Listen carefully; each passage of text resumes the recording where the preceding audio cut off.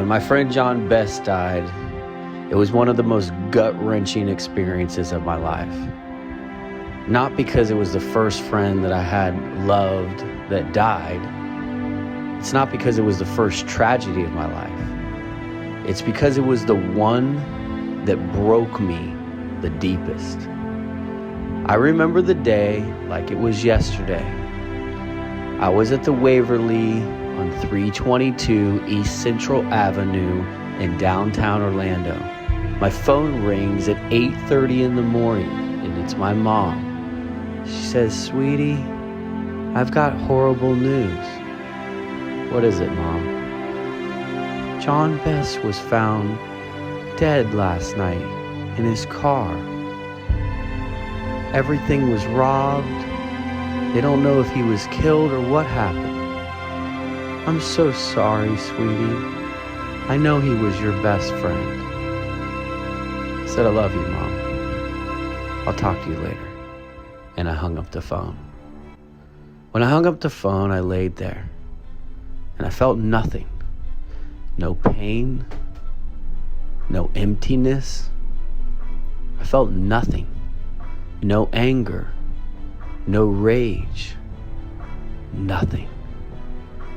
I started to remember about the lunch we had just a couple days before that.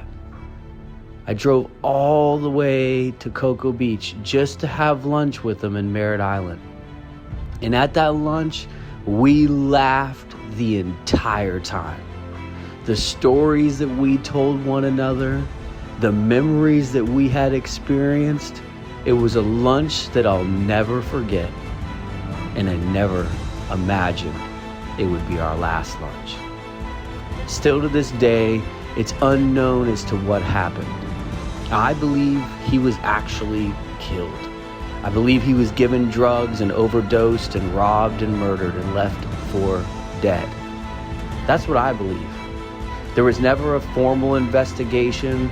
I never got to the bottom of it, and I knew it was a battle that I did not have to fight.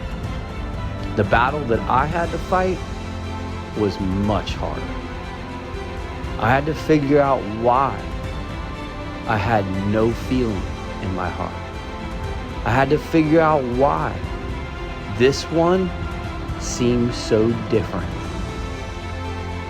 In many ways, it was worse because John was this guy that I just looked up to like a big brother.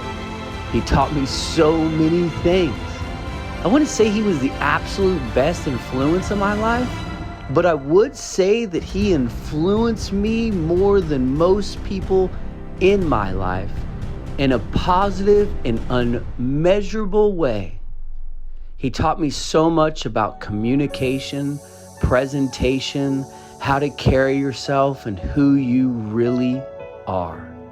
He taught me how to be lighthearted and to be carefree and to love people and to be genuine and to be happy. After that time, I went to a very dark and lonely place. I began reclusing and pulling away. I didn't seem to care about much. I didn't care about my friends. I didn't care about my family. And I didn't care about myself. I had pretty much lost myself. I was in this great place. I was seeming to have a major comeback after many years of struggling with tragedies and failures. And it's when that great friend comes in your life and just lifts you up and makes you feel incredible and alive. And then all of a sudden, they're gone. After that, those dark years seemed to last forever. I couldn't get out of it. I kept fighting and could not find my way. Now I'm just telling you this story so you understand that you could be in a place today, deeply broken, where it seems impossible to escape. You do not see the light at the end of the tunnel. But guess what? I found my way. I found victory. I found a new smile. I found new friends. I found a new purpose and a new mission and a new vision. I found another way. Thankfully, I'm alive today to celebrate a man who was a great friend that gave me many laughs and incredible joys that taught me so much about life. And yes, he died way too early. But you know what? It's time to live my best life in celebration of my great friend, John Best.